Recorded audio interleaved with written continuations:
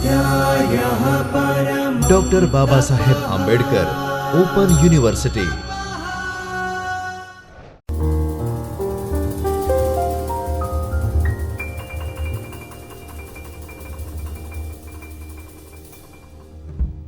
નમસ્કાર વિદ્યાર્થી મિત્રો, ડૉક્ટર બાબા સાહેબ આંબેડકર ઓપન યુનિવર્સિટીના બીએડના અભ્યાસક્રમમાં આપનું સ્વાગત છે. હું doctor Meena Rathod, associate professor, school of education તરફથી આપનું હાર્દિક અભિવાદન કરું છું. મિત્રો, આજે આપણું જે પેપર છે 101 એના વિશે આપણે અભ્યાસ કરીશું. પેપરનું નામ છે અધ્યયતાનું સ્વરૂપ અને અધ્યાપન પ્રક્રિયા, જેનો કોડ નંબર છે 101. આપણે અભ્યાસક્રમની રૂપરેખા જોઈએ તો કુલ આમાં 4 વિભાગોમાં વિભાજિત કરવામાં આવ્યું છું. પહેલો વિભાગનું નામ છે અધ્યયતાનો વિકાસ, જેમાં એકમ નંબર 1 છે વૃદ્ધિ અને વિકાસની લાક્ષણિકતાઓ, એકમ નંબર 2 છે વ્યક્તિત્વ વિકાસ, એકમ નંબર 3 છે જ્ઞાનાત્મક અને ભાષાકીય વિકાસ, એકમ નંબર 4 અધ્યયતાની વ્યક્તિગત ભિન્નતા. ત્યાર પછી આવે છે વિભાગ 2, જેનું નામ છે અધ્યયતા અને વિકાસનું મનોવિજ્ઞાન.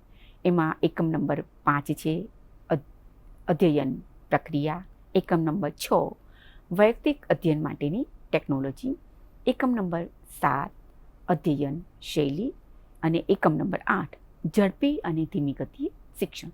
આ હતું આપણા 2 વિભાગોના એકમો. હવે આપણે આગળ જોઈશું કે ત્રીજા અને ચોથા વિભાગની અંદર કયા યુનિટ આવે છે.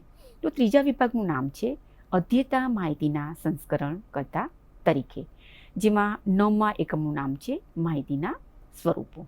એકમ નંબર 10 છે અધ્યયતાના મનોવૈજ્ઞાનિક લક્ષણો, એકમ નંબર 11 છે અધ્યયતાનું સામાજિક મનોવિજ્ઞાન, એકમ નંબર 12 છે અધ્યયતાની સમસ્યાઓ. હવે આપણે જોઈએ કે વિભાગ નંબર 4, જેનું નામ છે અધ્યયતાને સલાહ અને માર્ગદર્શન. તો એની અંદર એકમ નંબર 13 છે અધ્યયતાને સલાહ અને માર્ગદર્શન, એકમ નંબર 14 માર્ગદર્શનની જરૂરિયાત, એકમ નંબર 15 સલાહ અને દર્શન સેવાનું મોડલ, તેમજ એકમ નંબર 16 વિશેષ જરૂરિયાતવાળા બાળકો. વિદ્યાર્થી મિત્રો, આ તો આપણે જોવું કે ચારે જે વિભાગ છે એના કુલ 16 યુનિટ છે. હવે આપણે દરેક યુનિટની અંદર કયા પોઈન્ટ્સ છે એના વિશે વિગતવાર જોઈશું. પહેલો જે યુનિટ છે એનું નામ છે કે વૃદ્ધિ અને વિકાસની લાક્ષણિકતાઓ. તો એમાં શરૂઆત થાય છે ઉદ્દેશો, ત્યાર પછી આવે છે એકમના પારિભાષિક શબ્દો, ત્યાર પછી આવે છે માનવ વિકાસ, વૃદ્ધિની સંકલ્પના, વૃદ્ધિની લાક્ષણિકતાઓ, પરિપક્વતા અને શિક્ષણ વચ્ચેનો સંબંધ, વૃદ્ધિ અને વિકાસને અસર કરતા પરિબળો, વૃદ્ધિ અને વિકાસના શૈક્ષણિક ફલિતાર્થો, વિકાસનો પ્રકાર, વિકાસના તબક્કાઓની અવસ્થાઓ, જેમાં શારીરિક વિકાસ, સામાજિક વિકાસને અસર કરતા પરિબળો, શૈક્ષણિક ફલિતાર્થો, નૈતિક વિકાસ. આમ આ જે એકમ છે એમાં વૃદ્ધિ એટલે શું અને વિકાસ એટલે શું એના વિશે આપણે સુપરિચિત થઈશું. ત્યાર પછી એનો સારાંશ, તમે કેટલું શીખ્યા એ આપણે તમારી પ્રગતિ ચકાસો એમાં જાણીશું. નિબંધ પ્રકારના પ્રશ્નો કયા છે, એમાં ઉત્તરમાં કયા મુદ્દાઓ છે એની રજૂઆત આવશે, અને અંતમાં સ્વાધ્યાયમાં કયા પ્રકારના પ્રશ્નો આવી શકે તે છે. ત્યાર પછી મિત્રો આવે છે કે એકમ નંબર 2, જેનું નામ છે વ્યક્તિત્વ વિકાસ. ટાઇટલ પરથી જ ખબર પડી જાય છે કે વિદ્યાર્થીના જુદા જુદા વ્યક્તિત્વના વિકાસની માહિતી આમાં પ્રાપ્ત થશે. શરૂઆત થાય છે ઉદ્દેશ્યો, કે શા માટે આપણે આ યુનિટ ભણવાનું છે. એકમમાં જુદા જુદા જે પારિભાષિક શબ્દો છે એની વિશે માહિતી પ્રાપ્ત થાય છે. ત્યાર પછી આવે છે વ્યક્તિત્વનો અર્થ અને વ્યાખ્યા. વ્યક્તિત્વ એટલે શું એની એમાં રજૂઆત થશે. જુદા જુદા પ્રકારના મનોવૈજ્ઞાનિકે આપેલી વ્યાખ્યાઓ એમાં ભણીશું. ત્યાર પછી વ્યક્તિત્વનું સ્વરૂપ, વ્યક્તિત્વ પર અસર કરતા પરિબળો, વ્યક્તિત્વના પ્રકારો, વર્ણ વ્યવસ્થા અનુસાર વ્યક્તિત્વના પ્રકારો, પાશ્ચાત્ય મનોવૈજ્ઞાનિકોના મતાનુસાર વ્યક્તિત્વના પ્રકારો, જર્મન વિદ્વાન ફેશનરે આપેલા વ્યક્તિત્વના પ્રકારો, સમાજશાસ્ત્રીય વર્ગીકરણ. આ જ એકમની અંદર આપણે આગળ જોઈશું અંતર્મુખી વ્યક્તિત્વ, બહિર્મુખી વ્યક્તિત્વ અને ઉભયમુખી વ્યક્તિત્વ. વ્યક્તિત્વ વિકાસમાં શાળાની ભૂમિકા, સર્જનશીલતા અને સર્જનશીલ વ્યક્તિના લક્ષણો. વ્યક્તિત્વ ઓળખના સિદ્ધાંતો કયા કયા છે તે જાણીશું. જુદા જુદા પ્રકારના મનોવ્યાપારના ક્ષેત્રોની ચર્ચા જોઈશું. ત્યાર પછી આવશે સિદ્ધાંતની ચર્ચા. કાર્લ નામના મનોવૈજ્ઞાનિકના મનોવિશ્લેષણ સિદ્ધાંત જોઈશું. ત્યાર પછી એડલર નામના જે મનોવૈજ્ઞાનિક છે એના વ્યક્તિત્વના સિદ્ધાંતની વિશે જાણીશું.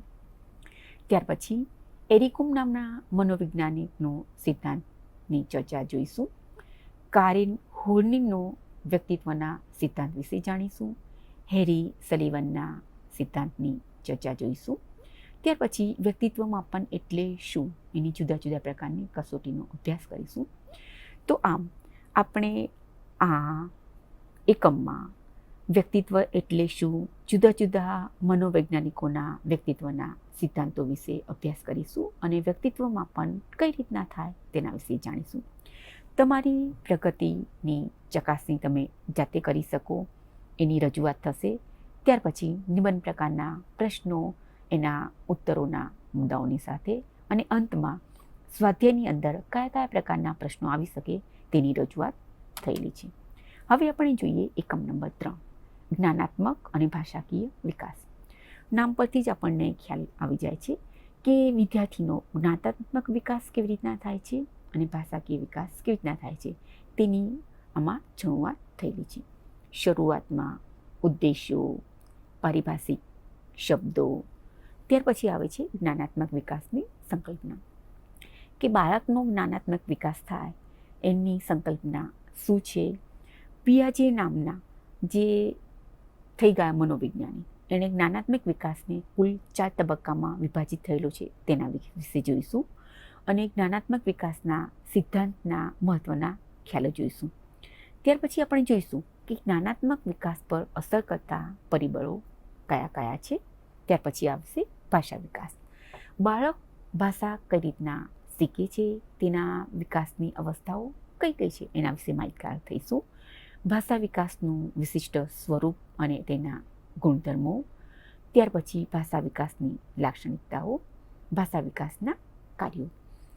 આ જ યુનિટમાં આપણે આગળ જોઈશું કે આંતરવૈયક્તિક વ્યવહાર કેવી રીતના કરવામાં આવે છે, ભાષા વિકાસની સમસ્યાઓ કઈ કઈ છે, શિક્ષકો માટેના સૂચિતાર્થો કયા કયા હોઈ શકે, તેમજ વર્ગખંડના શિક્ષકો માટેના સૂચિતાર્થો કયા કયા હોઈ શકે, જ્ઞાનાત્મક વિકાસની ઓળખ અને તેના ઉપચારની ઉપલબ્ધિ કઈ છે તે જાણીશું.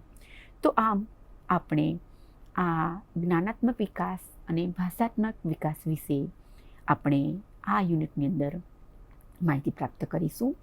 ત્યાર પછી તમે તમારી પ્રગતિ ચકાસી શકશો. નિબંધ પ્રકારના પ્રશ્નો તમને પ્રાપ્ત થશે અને છેલ્લે સ્વાધ્યાયની અંદર જુદા જુદા પ્રશ્નો આપેલા હશે. ત્યાર પછી આવે છે મિત્રો એકમ નંબર 4, જેમાં નામ છે અધ્યતાની વ્યક્તિગત ભિન્નતા. શરૂઆત, ઉદ્દેશ્યો એકમના પારિભાષિક શબ્દોથી થશે. ત્યાર પછી આવશે કે ભાઈ વ્યક્તિગત ભિન્નતા એટલે શું. દરેક વિદ્યાર્થી જુદી જુદી વ્યક્તિગત ભિન્નતા ધરાવે છે, એને આપણે વ્યક્તિગત ભિન્નતા કહીએ છીએ. તો વ્યક્તિગત ભિન્નતાના લક્ષણો કયા કયા છે, વ્યક્તિગત ભિન્નતાના માપન કેવી રીતના થાય છે, વ્યક્તિગત ભિન્નતાના કારણો કયા કયા છે વગેરે વિશે આપણે જોઈશું. ત્યાર પછી આપણે જોઈશું કે વ્યક્તિગત ભિન્નતાના શૈક્ષણિક ફલિતાર્થો કયા છે, કે શિક્ષકે શા માટે વ્યક્તિગત ભિન્નતા જાણવી જોઈએ અને વિદ્યાર્થીને કયા પ્રકારે શિક્ષણ આપવું જોઈએ. તો આ રીતના આ એકમની અંદર આપણે અધ્યતા કે લર્નરની વ્યક્તિગત ભિન્નતા જાણીશું. ત્યાર પછી આવશે તમારી પ્રગતિ ચકાસો, નિબંધ પ્રકારના પ્રશ્નો અને અંતમાં સ્વાધ્યાય. પછીના એકમનું નામ છે અધ્યયન પ્રક્રિયા. તો અધ્યયન પ્રક્રિયામાં શરૂઆત થશે ઉદ્દેશ્યો, એકમના પારિભાષિક શબ્દો, અધ્યયનની સંકલ્પના, કે વિદ્યાર્થી શીખે છે તો એને અધ્યયન કેવી રીતના કહેવામાં આવે છે, એનામાં વર્તનમાં જે પરિવર્તન થાય છે આપણે અપેક્ષા રાખી હોય તે પ્રમાણે એને આપણે અધ્યયન કહીશું. આ વિદ્યાર્થીના અધ્યયન પર કયા કયા પરિબળો અસર કરે છે તેના વિશે જાણીશું. અધ્યયનના જુદા જુદા નિયમોની માહિતી પ્રાપ્ત કરીશું. ત્યાર પછી પ્રયત્ન અને ભૂલ દ્વારા અધ્યયન કેવી રીતના થાય છે, એના શૈક્ષણિક ફલિતાર્થો કયા છે એના વિશે માહિતી પ્રાપ્ત કરીશું. તો આપણે એકમ નંબર 5માં અધ્યયનની પ્રક્રિયા વિશે છણાવટ જોઈ. ત્યાર પછી આવે છે કે તમારી પ્રગતિ ચકાસો, નિબંધ પ્રકારના પ્રશ્નો અને અંતમાં સ્વાધ્યાય. હવે મિત્રો જોઈએ કે એકમ નંબર 6 જેનું નામ છે વૈયક્તિક અધ્યયન માટેની ટેકનોલોજી. શરૂઆત, ઉદ્દેશ્યો, ત્યાર પછી એકમના પારિભાષિક શબ્દો. વૈયક્તિક અધ્યયન એટલે કે જુદા જુદા વિદ્યાર્થીઓને અધ્યયન કરાવવા માટે આપણે કયા કયા પ્રકારની પદ્ધતિ શિક્ષકે દાખવવી જોઈએ, એના ધોરણો કયા કયા છે, વૈયક્તિક અધ્યયન પદ્ધતિના સોપાનો કયા કયા છે, અધ્યયનના કારકિક પદ્ધતિના સિદ્ધાંત કયા કયા છે, તેમજ વૈયક્તિક અધ્યયન કરાવવા માટે કયા પ્રકારનું સાહિત્ય તૈયાર કરવું જોઈએ, એના માટે જે સ્કિનર છે એના અભિગમ વિશે આપણે જાણીશું. ત્યાર પછી આવે છે કે અભિક્રમિક અધ્યયન એટલે શું, એનો અર્થ અને અભિક્રમિક અધ્યયનની લાક્ષણિકતાઓ વિશે આપણે જોઈશું. આગળ આપણે આમાં જોઈશું કે અભિક્રમિક અધ્યયનના પ્રકારો કયા કયા છે, અભિક્રમિક અધ્યયનના ફાયદાઓ કયા કયા છે, અભિક્રમિક અધ્યયનની મર્યાદાઓ કઈ કઈ છે, કોમ્પ્યુટર આધારિત અધ્યયન સાહિત્ય શું છે, કોમ્પ્યુટર સાહિત્ય જે છે એના અધ્યયનમાં કયા કયા ફાયદાઓ થાય છે એના વિશે માહિતી પ્રાપ્ત કરીશું. તો આ રીતે આપણે અધ્યયનના જુદા જુદા પ્રકારો અને કોમ્પ્યુટર સાહિત્ય જે અધ્યયન છે એના વિશે આપણે માહિતી પ્રાપ્ત કરી. ત્યાર પછી તમે તમારી પ્રગતિ ચકાસી શકશો, નિબંધ પ્રકારના પ્રશ્નો અને સ્વાધ્યાય પણ પ્રાપ્ત કરી શકો. ત્યાર પછી આવે છે મિત્રો અધ્યયન શૈલી. શિક્ષક જે પોતે ભણાવે છે એમાં જે રીતિને અપનાવે છે તેને શૈલી કહેવામાં આવે છે. તો અધ્યયન શૈલી શું છે એના વિશે આપણે માહિતી પ્રાપ્ત કરીશું. શરૂઆતમાં ઉદ્દેશ્યો અને એકમના પારિભાષિક શબ્દો જાણશું. ત્યાર પછી અધ્યયન શૈલીની સંકલ્પના, કે શિક્ષક પોતે જે ભણાવે છે અને એની અંદર કઈ રીતિ પ્રાપ્ત કરે છે એને આપણે શૈલી કહીશું. રીતિ શિક્ષકની કઈ છે એની સંકલ્પના. ત્યાર પછી જોઈશું કે જુદા જુદા પ્રકારની અધ્યયન શૈલીઓ કઈ છે તેનું વર્ગીકરણ. VAK શૈલીનું વર્ગીકરણ જોઈશું. ત્યાર પછી જોઈશું કોર્બનનું અધ્યયન શૈલીનું વર્ગીકરણ.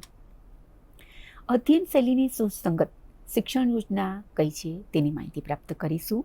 અધ્યયન શૈલી સંકલ્પનાનો ઉપયોગ કરવા સહભાગી અસર કઈ છે તે જોઈશું.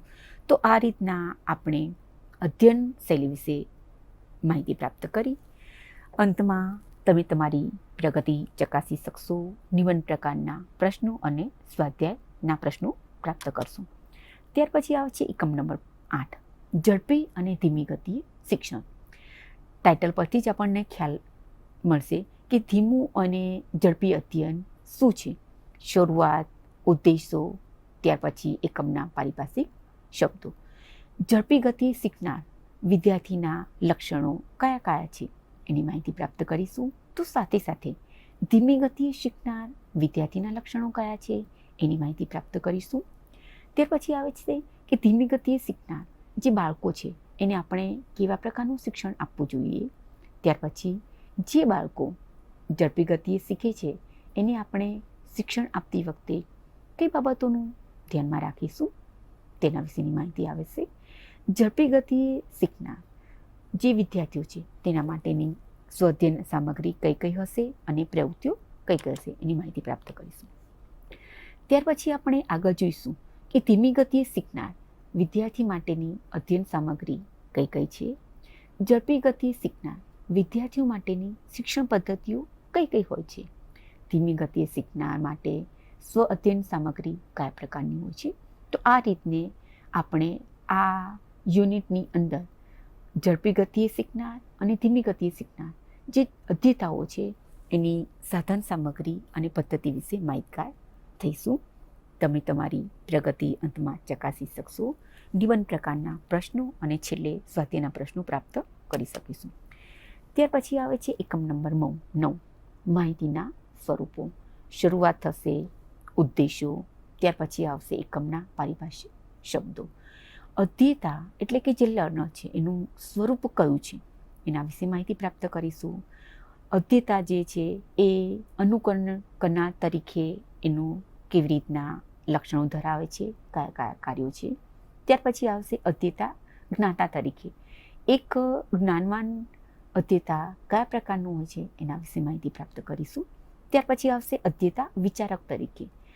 અધ્યેતા પોતે નવા નવા વિચારો કરે છે, એના વિશે આપણને માહિતી પ્રાપ્ત કરીશું. ત્યાર પછી આવશે અધ્યેતા માહિતીના સંસ્કરણ કરતા તરીકે. પોતે એક માહિતી સંસ્કરણ કરે છે ત્યારે અધ્યેતા કેવો હોય છે, જુદા જુદા પ્રકારનું કૌશલ્ય રજૂ કરનાર અધ્યેતા કેવો હોય છે એના વિશે આપણે માહિતી પ્રાપ્ત કરીશું. તો આ રીતે અધ્યેતાનું સ્વરૂપ અને એના જુદા જુદા પ્રકારો આપણે આ એકમમાં પ્રાપ્ત કરીશું. અંતમાં તમે તમારી પ્રગતિ ચકાસી શકશો. નિબંધ પ્રકારના પ્રશ્નો અને સ્વાધ્યાયમાં કયા કયા પ્રશ્નો આવશે તેની માહિતી પ્રાપ્ત કરી શકો. એકમ નંબર 10 અધ્યેતાના લક્ષણો. અધ્યેતા વિશે જાણ્યું. હવે આ અધ્યેતાના લક્ષણો કયા કયા છે એની માહિતી આપણને આમાં પ્રાપ્ત થશે. તો શરૂઆત થશે ઉદ્દેશો, ત્યાર પછી આવશે એકમના પારિભાષિક શબ્દો. તો અધ્યયનની સંકલ્પના કે શિક્ષક પોતે એવી પરિસ્થિતિનું નિર્માણ કરશે કે જેના દ્વારા શિક્ષકે જે અપેક્ષા રાખી હોય તે પ્રકારે વિદ્યાર્થીઓમાં અપેક્ષિત વર્તન પરિવર્તન થાય છે તેને આપણે અધ્યયન કહીએ છીએ. તો આ જે અધ્યયન પ્રક્રિયા છે તેની લાક્ષણિકતાઓ કઈ છે એના વિશે જોઈશું. ત્યાર પછી આગળ અધ્યયન પર અસર કરનારા પરિબળો કયા કયા છે, પ્રેરણા અંગેની વિવિધ વિચારસરણીઓ, શિક્ષકને પ્રેરણા અંગેનું જ્ઞાન તેમજ શિક્ષણ કાર્યમાં તેનો શું ઉપયોગ થાય છે તેના વિશે આપણે માહિતી પ્રાપ્ત કરીશું. ત્યાર પછી જોઈશું કે પરિપક્વન એટલે શું, કે બાળક ક્યારે પરિપક્વ થાય છે તે વિશે જોઈશું. પરિપક્વ અંગેના તારણો કયા કયા છે તે આપણે જોઈશું. ત્યાર પછી જોઈશું કે અભિરુચિમાં જેસેલ નામના જે વૈજ્ઞાનિક થયા એણે કયા કયા તારણો આપ્યા છે. ત્યાર પછી જોઈશું કે અભિયોગ્યતા. દરેક બાળકની અંદર જુદા જુદા પ્રકારની અભિયોગ્યતા રહેલી હોય છે એની માહિતી પ્રાપ્ત કરીશું. તો આ રીતના આ જે એકમ છે એની વિશે આપણે માહિતી પ્રાપ્ત કરીશું. અંતમાં તમે તમારી પ્રગતિ ચકાસી શકશો, નિબંધ પ્રકારના પ્રશ્નો અને સ્વાધ્યાય પ્રાપ્ત કરી શકો. હવે જોઈશું કે એકમ નંબર 11 જેનું નામ છે જૂથની લાક્ષણિકતાઓ. મિત્રો, તમને ટાઇટલ પરથી જ ખબર પડી જાય છે કે જૂથ એટલે કે સમૂહ. વર્ગખંડની અંદર બાળકો સમૂહમાં હોય છે. તો આ બાળકોના સમૂહની કયા પ્રકારની લાક્ષણિકતાઓ છે તે આપણે આ એકમની અંદર પ્રાપ્ત કરીશું. શરૂઆત થશે ઉદ્દેશો, ત્યાર પછી આવશે એકમના પારિભાષિક શબ્દો. જૂથ એટલે શું, કે એક કરતાં વધુ વિદ્યાર્થીઓ ભેગા થઈને એક સમૂહની રચના કરે છે તેને આપણે જૂથ કહીએ છીએ. આ જૂથના પ્રકારો કયા કયા છે. વર્ગખંડને આપણે એક જૂથ તરીકે લઈએ છીએ ત્યારે જૂથની અંદર જુદા જુદા બાળકો કયા પ્રકારની આંતરક્રિયા કરે છે એના વિશે જાણીશું.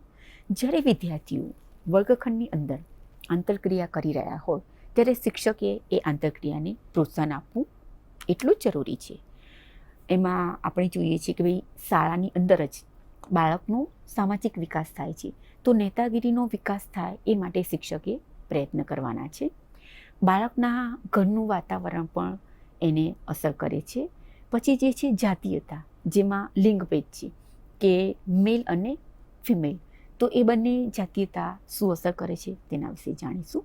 તો આ રીતના આ જે યુનિટ છે એની અંદર આપણે જુદા જુદા પ્રકારની માહિતી પ્રાપ્ત કરીશું. યુનિટના અંતે તમે તમારી પ્રગતિ ચકાસી શકશો, નિબંધ પ્રકારના પ્રશ્નો અને અંતે સ્વાધ્યાયમાં કયા કયા પ્રશ્નો આવશે તે તમે જાણી શકશો. ત્યાર પછી આવે છે એકમ નંબર 12, અનુકૂલન અને બચાવ પ્રવૃત્તિઓ.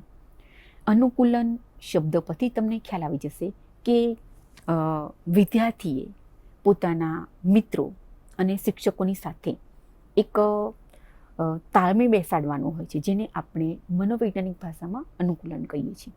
તો શરૂઆત થશે ઉદ્દેશ્યો, ત્યાર પછી આવશે એકમના પારિભાષિક શબ્દો. અનુકૂલન એટલે શું કે વ્યક્તિ પોતે પોતાની પરિસ્થિતિની સાથે એકમતતા સાધવા પ્રયત્ન કરે છે, તેને મનોવૈજ્ઞાનિક ભાષામાં અનુકૂલન કહે છે.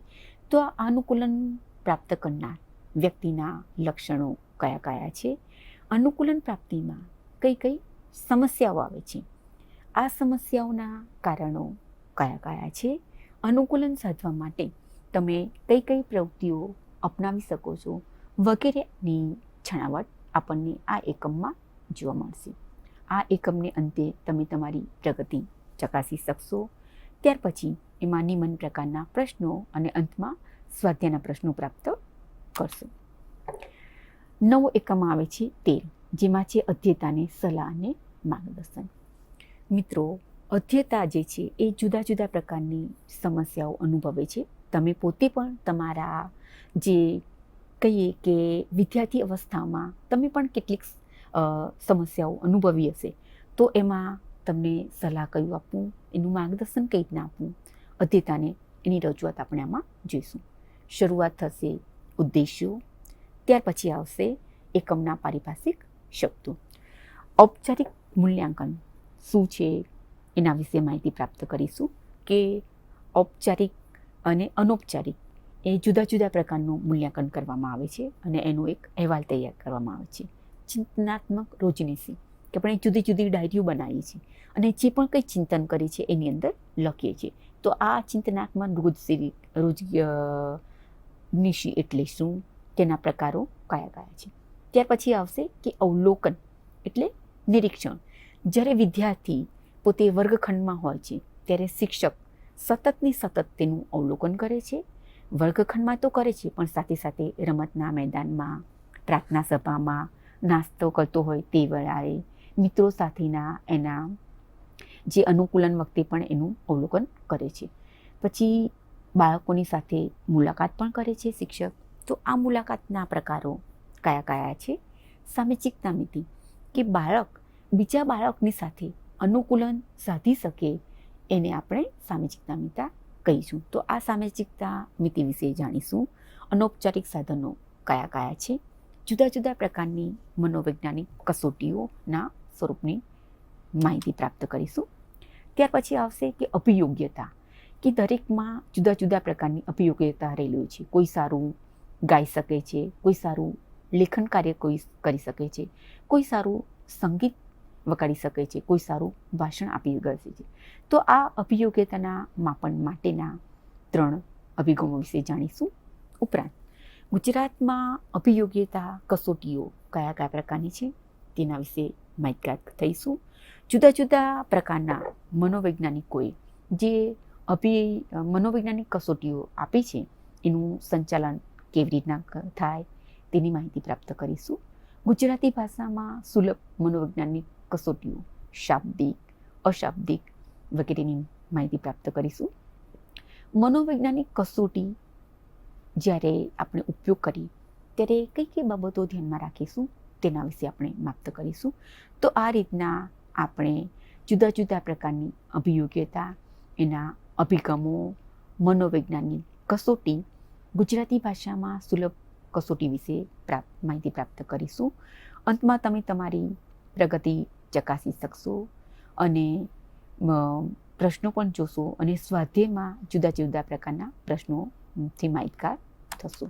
હવે મિત્રો જોઈએ કે એકમ નંબર 14, માર્ગદર્શનની જરૂરિયાત. આપણે જોયું કે વિદ્યાર્થી જુદા જુદા પ્રકારની તકલીફો અનુભવે છે, માટે આપણે એને માર્ગદર્શન આપવું જોઈએ. શરૂઆત થશે મિત્રો ઉદ્દેશો, ત્યાર પછી આવશે એકમના પારિભાષિક શબ્દો. માર્ગદર્શન એટલે શું?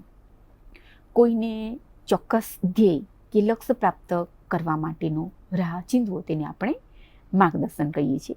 માર્ગદર્શન જુદા જુદા પ્રકારનું હોઈ શકે છે, વ્યક્તિગત માર્ગદર્શન અને સામૂહિક માર્ગદર્શન. તો આ માર્ગદર્શનની જરૂરિયાત શા માટે છે? માર્ગદર્શનના સિદ્ધાંતો કયા કયા છે? વ્યવસાયિક માહિતીનું એકત્રીકરણ કરવું જોઈએ અને આ વ્યવસાયિક માહિતીનું એકત્રીકરણ કર્યા બાદ સંશોધન સેવા કયા પ્રકારની હશે એના વિશે આપણે માહિતી પ્રાપ્ત કરીશું.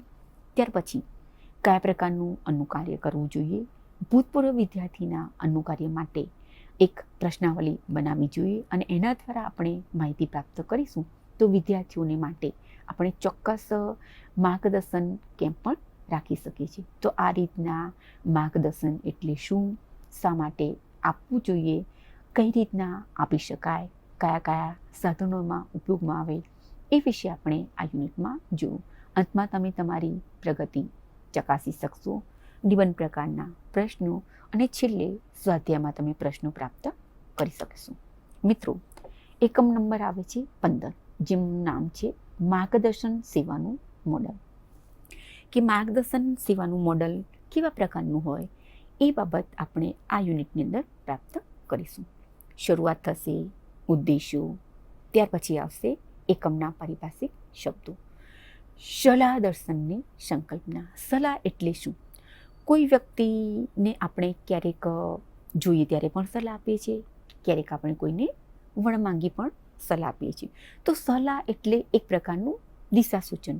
કોઈ વ્યક્તિને કંઈ સમસ્યા છે, એના ઉકેલ માટે આપણે એને એક માર્ગ ચીંધીએ છીએ, લક્ષ્ય સુધી પહોંચવા માટેનો એને એક વ્યૂ બતાવીએ છીએ, વે બતાવીએ છીએ, એને આપણે સલાહ કહીએ છીએ. તો સલાહ દર્શનની સંકલ્પના, સલાહ દર્શનના અધ્યાયો, સલાહ દર્શન માટેના જુદા જુદા કેન્દ્રો કયા છે, સલાહ દર્શનની વ્યાખ્યાઓ, સલાહ દર્શનનો અભ્યાસક્રમ કેવા પ્રકારનો હોય છે, આધારતંત્ર કેવું હોય છે, માનસિક સ્વાસ્થ્ય માટે કયા કયા પ્રકારની એજન્સીઓ હોય છે કે જે બાળકોના માનસિક સ્વાસ્થ્ય અંગે ચિંતન કરે છે અને સાથે સાથે માનસિક સ્વાસ્થ્યની સેવાઓ આપે છે.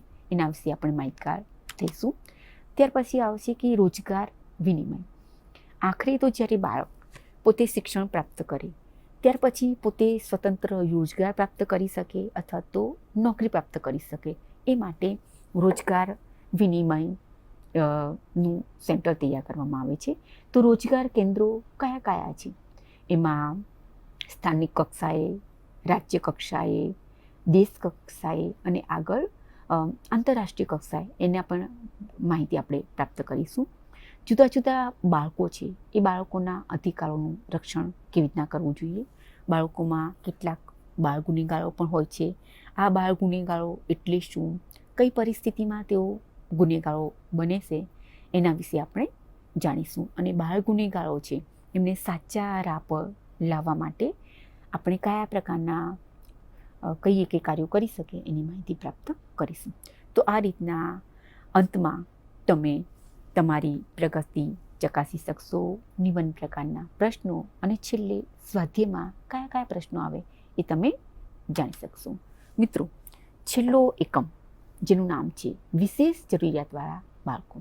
આપણે જો કે વ્યક્તિના પ્રકારો હોય છે, જુદા જુદા પ્રકારના બાળકો જુદા જુદા પ્રકારનું વ્યક્તિત્વ ધરાવે છે. એ લોકોને કેટલીક અનુકૂલનની સમસ્યાઓ થાય છે, સમસ્યાઓના કારણો કયા છે અને એના ઉપાયો થાય છે. તો જૂથ વિશે પણ જોવું કે બાળકોમાં ઘણા બધા પ્રકારના જૂથમાં બાળકો હોય છે, બધા જ બાળકો સરખા હોતા નથી. તો આ રીતના જે જુદા જુદા પ્રકારના બાળકો છે એમાં સામાન્ય બાળકો, કેટલાક બાળકો એવા હોય છે કે જેમાં વિશિષ્ટ શક્તિઓ હોય છે, એનો બુદ્ધિ આંક ઊંચો હોય છે જેને આપણે પ્રતિભાશાળી અથવા મેઘાવી બાળકો કહે છે, એના વિશે જાણીશું.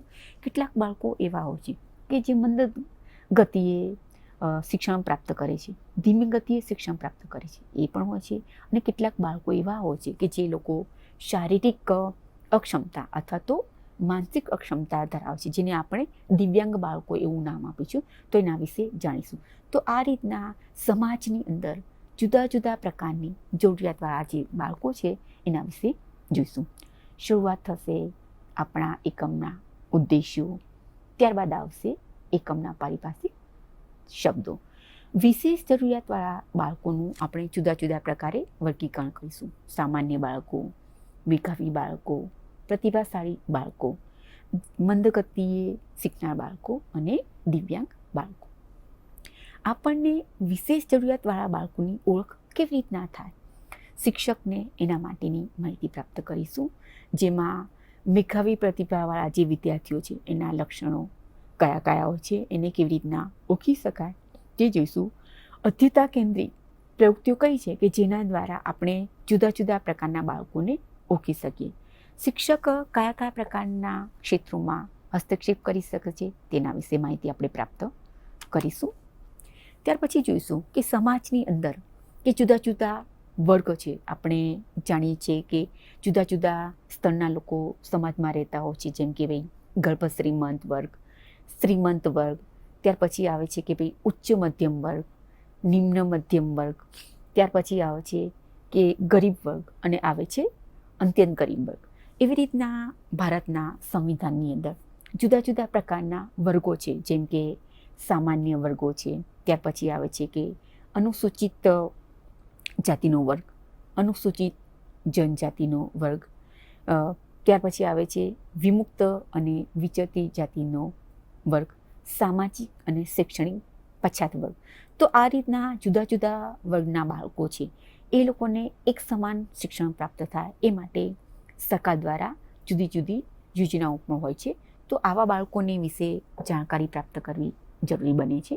તો સામાજિક રીતના જે વંચિત બાળકો છે કે સમાજ દ્વારા એમને એક પ્રકારનું કે ઉપેક્ષા પ્રાપ્ત થઈ છે, અથવા તો એમને બીજા બાળકો જેટલી વિશેષ તક પ્રાપ્ત નથી થઈ, તો આવા બાળકોનું શિક્ષણ કઈ રીતના આપવું જોઈએ, એમાં અનુસૂચિત જાતિના બાળકોને શિક્ષણ કઈ રીતના આપવું જોઈએ, અનુસૂચિત જનજાતિના વિદ્યાર્થીઓને શિક્ષણ કઈ રીતના આપવું જોઈએ, એ માટેની યોજનાઓ કઈ કઈ છે વગેરે વિશે આપણે માહિતી પ્રાપ્ત કરીશું. તો આ રીતના આ જે યુનિટ છે એની અંદર આપણને ખાસ કરીને જુદા જુદા પ્રકારના જે બાળકો છે એના વિશે માહિતી પ્રાપ્ત થઈશું. એમાં જે મેધાવી બાળકો છે એને પણ કેવી રીતના શિક્ષણ આપવું, સામાન્ય બાળકોને કેવી રીતના શિક્ષણ આપવું, સમાજ દ્વારા જે વંચિત બાળકો છે જેમાં અનુસૂચિત જાતિના, અનુસૂચિત જનજાતિના જે બાળકો છે એમને કયા પ્રકારે શિક્ષણ આપવું વગેરે આપણે આની અંદર પ્રાપ્ત કરીશું. તો આના અંતમાં તમે તમારી પ્રગતિ ચકાસી શકશો. ઉપરાંત તમારા જે પ્રશ્નો તમે જોશો અને અંતમાં તમને સ્વાધ્યાયની પ્રાપ્તિ થશે. તો મિત્રો, આપણે આ જે આપણું પેપર હતું ES-101 અધ્યતાનું સ્વરૂપ અને અધ્યયન અધ્યાપન પ્રક્રિયા, એના કુલ 4 વિભાગો વિશે આપણે માહિતી પ્રાપ્ત થયા. 4 વિભાગોના કુલ 16 યુનિટો, દરેક યુનિટનું નામ, દરેક યુનિટના પેટા યુનિકો, એના વિશે આપણે માહિતી પ્રાપ્ત થઈ. મિત્રો, હવે આપણે વિગતવાર આપણો જે આ પેપર છે એની છણાવટ આપણે જુદા જુદા જે લેક્ચર છે એની અંદર જોઈશું. એમાં તમને આની અંદર કોઈ મુશ્કેલી હોય તો મારું જે ઈમેલ છે એની પર તમે મને પ્રશ્નો પૂછી શકો છો, અને તમને પ્રશ્નોના ઉત્તર આપી અમે એની અંદર તમને જરૂરિયાત જે પણ હશે એનું તમને તમારા મુશ્કેલીઓનો એમાં સમાધાન કરવા પ્રયત્ન કરીશું. તો મિત્રો, આજે આપણું આજે હતું પેપર ES-101 એનો વિષય જે પરિચય હતો આપણે પ્રાપ્ત કર્યું. સહકાર બદલ આભાર. સ્વાધ્યાયઃ